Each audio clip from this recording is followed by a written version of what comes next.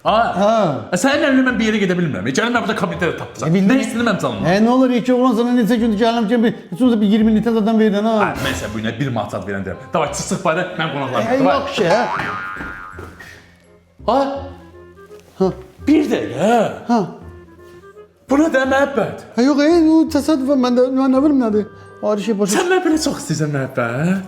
Ha. Sən mənə belə dəyər versən məhəbbət? Ölürüm ben geceler sen şaşına bakmasam yatabilir ha yine hemen.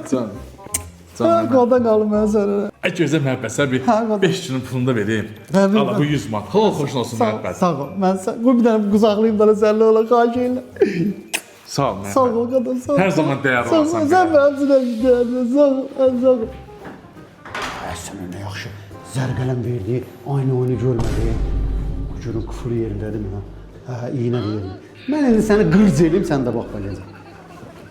5 günün pulunu verirəm ha. Mən alçatmağına bax ha. Yaxşı.